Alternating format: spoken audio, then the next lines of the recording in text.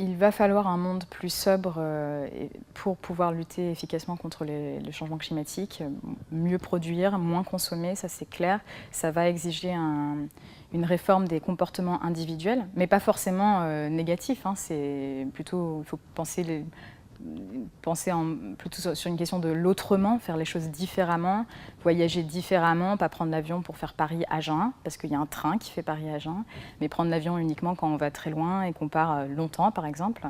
Il va aussi falloir des solutions économiques et technologiques, et notamment un système d'incitation qui permette de privilégier certaines solutions plutôt que certaines non-solutions. Ce qui nous semble important aussi, c'est d'éviter justement que cette question on est dans l'urgence climatique, il faut trouver des solutions immédiates et du coup privilégier ce qu'on appelle nous des fausses solutions parce que voilà, le politique va voir court terme, qui va rencontrer les acteurs économiques d'aujourd'hui qui vont lui dire les énergies renouvelables c'est pas pour maintenant, par contre moi j'ai une autre solution à te proposer là tout de suite, prends-la sans poser de questions. Donc on peut penser au gaz de schiste, on peut penser au nucléaire, on peut penser à des modèles agricoles. Et ça, c'est une grosse question cette année parce que la question agricole est une question climatique, mais c'est aussi une question de sécurité alimentaire, c'est une question de développement économique.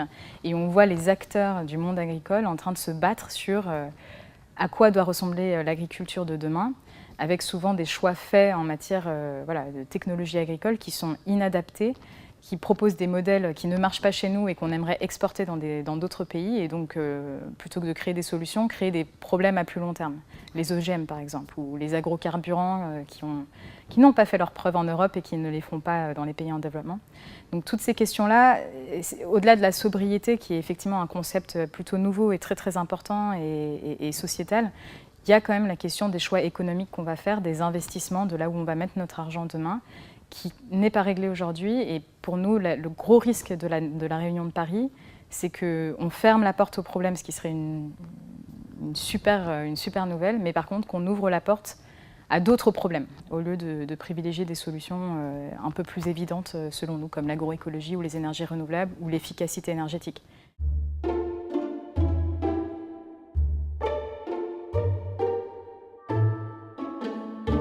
Je pense que c'est la croissance galopante et qui, du coup, effectivement, associée à une démographie galopante, pose un sérieux problème. Mais si on arrivait, effectivement, peut-être qu'aujourd'hui c'est un idéal non réalisé et non réalisable à très court terme, si on arrivait effectivement à rentrer dans un mode de vie complètement sobre, a priori, il n'y a pas de raison, et d'ailleurs tous les scénarios tendanciels qui envisagent les scénarios énergétiques à long terme tiennent compte du fait qu'il y aura une démographie croissante et qu'on sera à 9 milliards en 2050, et pourtant ils arrivent à trouver des solutions pour que les énergies renouvelables répondent aux besoins de tout le monde, mais à condition de faire ça, encore une fois, en accord avec une politique d'efficacité énergétique, une politique de sobriété, des changements dans les modes de production et de consommation de manière plus globale. Et si on arrive à faire tout ça, normalement, on peut à la fois nourrir la planète et lui apporter l'énergie dont elle a besoin, sans pour autant émettre de gaz à effet de serre. Donc c'est possible, mais c'est plutôt le modèle aujourd'hui de croissance économique à tout va qui pose problème.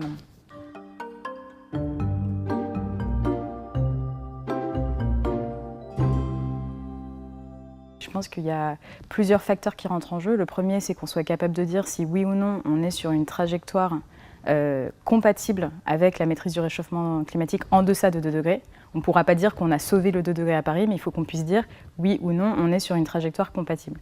Un deuxième facteur important, c'est justement cette vision de long terme, c'est-à-dire qu'on n'est pas à Paris juste pour déterminer des politiques nationales ou internationales sur les 5 prochaines années, mais pour donner une vision suffisamment longue pour que les investisseurs puissent s'y retrouver et se dire « Ok, là j'investis parce que j'ai compris que la communauté internationale était en train de prendre des décisions qui allaient durer dans le temps. » Justement, c'est cette fameuse tension entre le court terme et le long terme qu'il faut qu'on arrive à régler à Paris. Et sur cette vision de long terme, les ONG sont d'accord sur une chose très très importante. La première, c'est qu'il faut qu'on acte qu'à 2050, on ne consomme plus d'énergie fossile.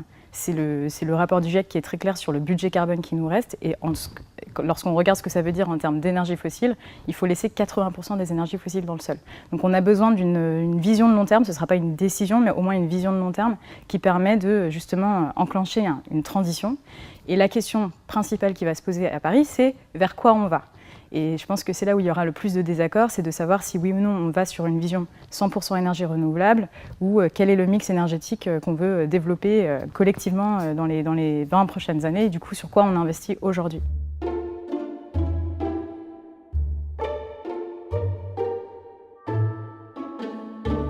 les entreprises qui aujourd'hui investissent dans les énergies fossiles n'ont pas forcément envie d'investir dans les énergies renouvelables, mais plutôt dans des solutions un peu bizarres comme des filtres à charbon qui vont du coup permettre de consommer toujours plus de charbon, mais en essayant de réduire son impact écologique.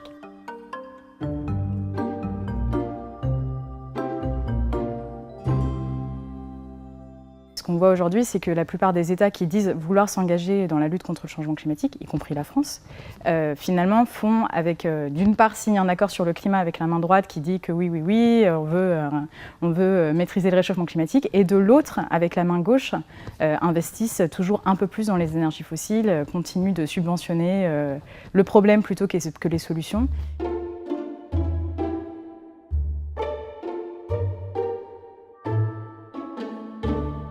C'est pas vrai que la France est exemplaire et c'est pas parce qu'elle ne représente que 2% des émissions que pour autant elle n'a pas intérêt à entamer une transition écologique. Et d'ailleurs c'est intéressant parce que pour l'instant la façon dont on comptabilise les émissions de gaz à effet de serre, c'est qu'on ne regarde que les émissions produites sur le territoire. Or la France est un pays quasiment désindustrialisé, pour autant on consomme de plus en plus de choses qu'on achète à l'étranger. Et si on comptabilisait différemment les émissions, c'est-à-dire les émissions consommées par les citoyens français, en fait notre bilan de gaz à effet de serre serait bien plus lourd qu'il ne l'est aujourd'hui. Et celui de la Chine, par exemple, serait beaucoup plus léger finalement. Donc ça, c'est une vraie question aussi à prendre en compte, c'est qu'effectivement, la France aujourd'hui a un projet de loi sur la table qui règle un certain nombre de problèmes, mais pas tous, et qui ne règle certainement pas le problème de la consommation excessive. Enfin voilà, on parle beaucoup d'obsolescence programmée, des objets, etc. Les gens rachètent un téléphone portable chaque année. Enfin, tant qu'on est dans cette logique de consommation d'objets, de nouvelles technologies, on va avoir du mal à dire que la France est exemplaire. Et puis, le projet de loi, c'est un travail de compromis. Il y a énormément de... Voilà, entre là où on aurait voulu être et là où on est aujourd'hui, il y a quand même un gros fossé, on va dire. En matière d'énergie renouvelable, par exemple, la France, elle est encore en retard sur son objectif annoncé pour 2020. Et elle ne s'est pas fixé d'objectifs particulièrement ambitieux pour après. Et pour nous, la façon dont on analyse cette situation, c'est que tant qu'on a un verrou nucléaire, c'est-à-dire que tant qu'on n'arrive pas réellement à baisser la part du nucléaire dans le mix énergétique français, on ne peut pas faire une place aux énergies renouvelables, c'est normal. Il y a juste un pot d'argent donné, et ce pot d'argent, tant qu'on le met dans le nucléaire, on ne peut pas le mettre dans le développement des énergies renouvelables.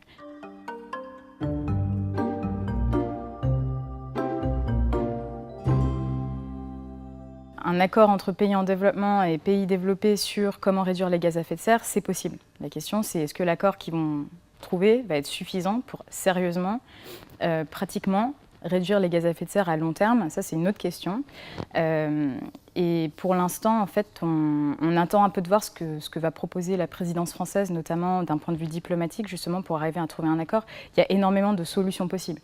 Il y a notamment l'idée que tous les pays ne vont pas s'engager de la même manière, que certains vont prendre des engagements, comme on dit, absolus, c'est-à-dire qu'ils vont annoncer un objectif de réduction d'émissions de gaz à effet de serre, et d'autres, peut-être, qui sont beaucoup plus en développement et pas en mesure de le faire, vont peut-être proposer, eux, un objectif positif, c'est-à-dire un objectif de développement des énergies renouvelables. Donc tout le monde peut s'engager, mais il va falloir définir comment et de quelle façon. Il y a aussi un séquencement dans le temps possible, c'est-à-dire qu'on attend que les pays développés, eux, prennent les engagements les plus forts possibles, les premiers, pour aussi montrer aux pays en développement que c'est possible et que voilà, ils ont un intérêt à le faire aussi s'ils veulent se positionner sur le futur marché du changement climatique, puisque de plus en plus la question du climat est en train de devenir une question économique. Et puis évidemment, pour obtenir un accord entre des pays développés et des pays en développement, il y a toujours cette question du financement et de la coopération en matière de transfert de technologie qui va être cruciale. Et aujourd'hui, on n'a pas l'impression que les pays développés ont vraiment compris la nécessité d'investir sur cette question-là. Ils essayent de toujours la repousser un peu plus loin, d'attendre le dernier moment pour trouver un accord politique, alors que c'est réel. S'il n'y a pas de financement, d'investissement dans les pays en développement pour les aider à faire cette transition qu'on demande tous, l'accord sera à minima.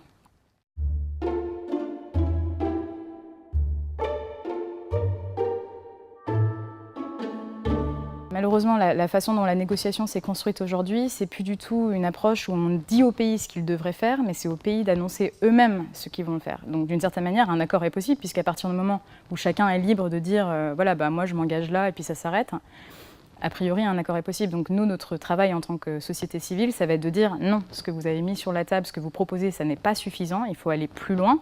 Et ce qui d'ailleurs remet beaucoup plus l'accent sur le travail au niveau national à faire, c'est-à-dire que tant que les pays ne se sont pas dotés de plans en matière de transition énergétique, de projets de loi, enfin de choses très concrètes qui vont vraiment signifier leur volonté de lutter contre les changements climatiques, si on a juste des accords de coopération au niveau international, ça ne nous garantit pas en fait une vraie réduction des émissions de gaz à effet de serre.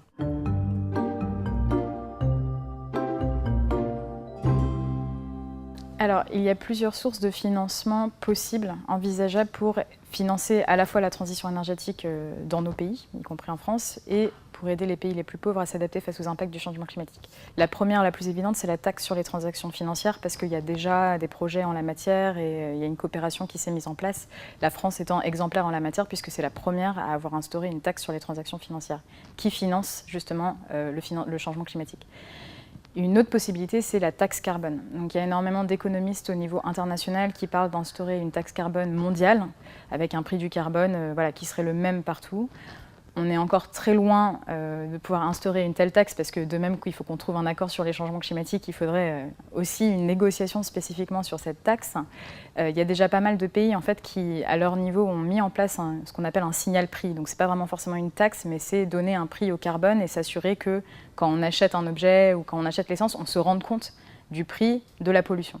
L'idée, c'est bien ça, c'est quand même de donner un prix au carbone qui est réel. Et si dans le passé, les permis d'émissions, etc., les systèmes européens qu'on a mis en place, ils auraient pu marcher, d'ailleurs ils ont marché pendant quelques années, si aujourd'hui on déclare l'échec du marché carbone européen, c'est parce que le prix du carbone est tellement faible en fait que les entreprises n'y voient aucune différence, elles n'ont pas besoin de se poser la question.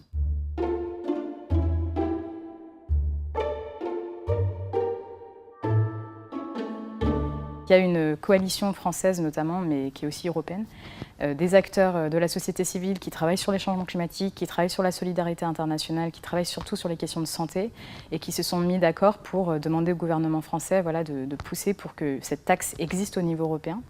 Elle devrait rapporter environ 35 milliards d'euros, donc c'est pas rien.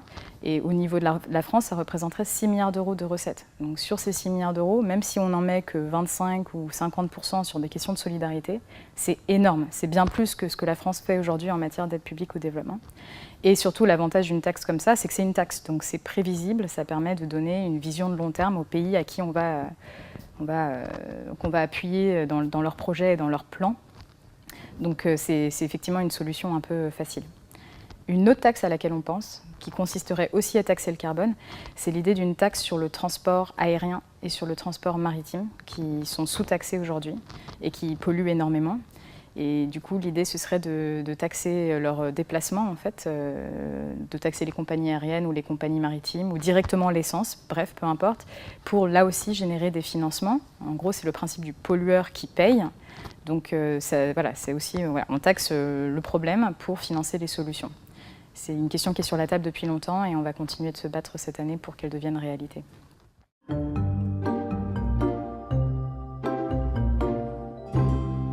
Dans le fonds vert, aujourd'hui, il y a 10 milliards de dollars sur une période de 4 ans. Donc ça ne fait pas beaucoup d'argent finalement. Si on le rapporte par année, c'est 2,5 milliards de dollars pour financer les besoins d'environ 140 pays. Donc c'est clairement insuffisant. Si on fait le calcul, ça revient à quelques dizaines de millions d'euros par pays et encore. Donc effectivement, il va falloir trouver d'autres solutions pour financer le fonds vert de manière plus importante et surtout plus régulière. Parce que ce qui s'est passé cette année, c'est que grâce à la pression politique et diplomatique de on veut aboutir à un accord à Paris, il faut impérativement mettre de l'argent dans le fonds vert, sinon vous n'aurez jamais d'alliance avec les pays en développement. Chaque pays a fait un effort. La France y compris, ils ont mis 1 milliard de dollars, ce qui était plutôt conséquent par rapport au premier chiffre annoncé. Le problème, effectivement, c'est que ça ne suffit pas. Et on a vu les difficultés de la France à trouver 1 milliard de dollars sur 4 ans. Or, dans pas longtemps, il va falloir retrouver 1 milliard de dollars ou même plus parce que les besoins vont augmenter, donc le fonds vert va devoir financer de plus en plus de choses. Donc, d'où l'importance en fait justement de trouver ce qu'on appelle des financements innovants qui ne sont pas prélevés sur des budgets publics déjà en difficulté. Après, le fonds vert, dans tous les cas, il ne pourra jamais accueillir 100 milliards ou 150 milliards de dollars. C'est-à-dire que chaque fonds a une capacité limitée et il ne faut pas qu'on arrive dans une situation où il y a tellement d'argent qu'en fait on n'arrive pas à le décaisser dans les pays parce que les pays ne sont pas en mesure de faire des projets suffisamment rapidement et d'une telle ampleur. Donc l'idée, c'est qu'il y ait de plus en plus d'argent, mais pas forcément que dans un fonds, mais qui passe aussi par l'aide bilatérale. Enfin, il y a plein de façons d'amener l'argent dans ces pays-là, sans que le fonds vert devienne une espèce de mastodonte, un monstre, et du coup inefficace au final, quoi.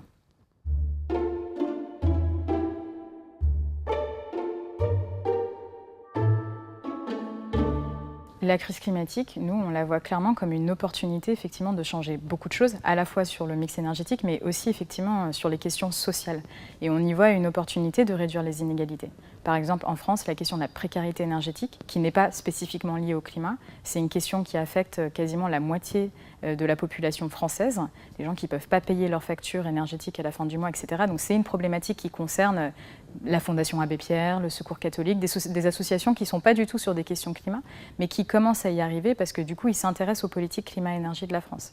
Donc effectivement, il y a une opportunité énorme de faire d'une pierre deux coups en apportant des réponses à la crise climatique qui répondent aussi à des questions sociales qui sont là depuis longtemps. En Afrique, c'est pareil. Les pays en développement, les pays africains se développent au charbon aujourd'hui en pensant apporter une réponse à la crise énergétique du fait que personne n'a accès à l'énergie. En même temps, ils sont plutôt en train de créer des problèmes à long terme, c'est-à-dire que le prix du charbon va augmenter à un moment donné et ceux qui ont accès aujourd'hui vont se retrouver en incapacité de payer leur électricité dans 10 ou 15 ans. Donc c'est pareil, on peut essayer de répondre à une question d'accès à l'énergie, mais en essayant d'anticiper que ça va bientôt devenir une question sociale et donc et en même temps de répondre à une question de crise climatique, parce qu'on n'a pas envie que les pays en développement s'enferment dans un modèle climaticide. Mais justement, s'ils font le choix des énergies renouvelables et de l'efficacité énergétique aujourd'hui, ils vont s'éviter des problèmes sociaux, ils vont lutter contre la pauvreté, ils vont créer des emplois dans des secteurs d'avenir et ils vont éviter de se retrouver à émettre beaucoup de gaz à effet de serre dans les 20, 25, 30 prochaines années.